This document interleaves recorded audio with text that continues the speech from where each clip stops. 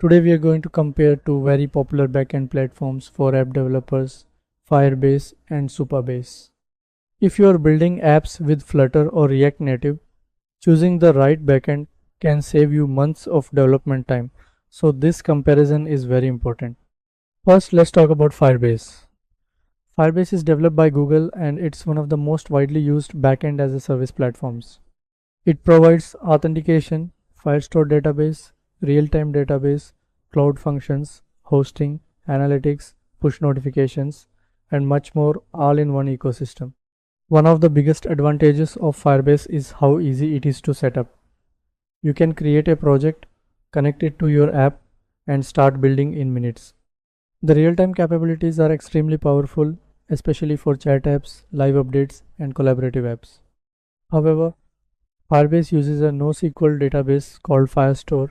That means you don't get traditional SQL queries.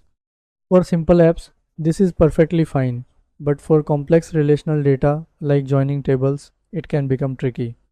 Pricing can also grow quickly if your app scales and you are not careful with reads and writes. Now let's talk about Supabase. Supabase is often called the open source alternative to Firebase. The biggest difference is that Supabase is built on top of PostgreSQL, which means you get a full SQL relational database.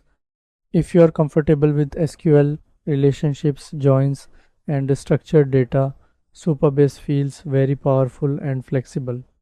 It also provides authentication, real-time subscriptions, storage, and edge functions similar to Firebase, but with more control over your database structure. Another big advantage of Supabase is transparency.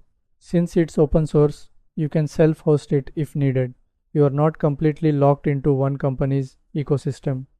That's a big plus for developers who want long-term control over their projects.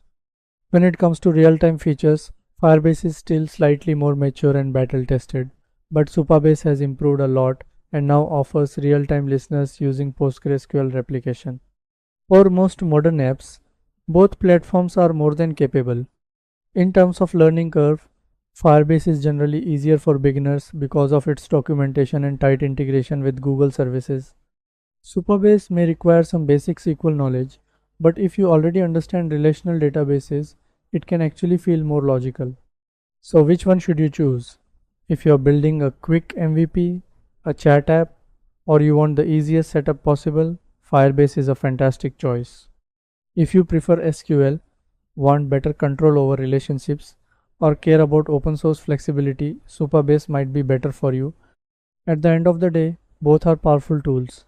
The best choice depends on your project requirements, scalability plans, and your personal comfort with NoSQL versus SQL databases. If you are building apps regularly, understanding both platforms will make you a stronger developer. And in future videos, we can even build the same app using both backends to see the real world difference.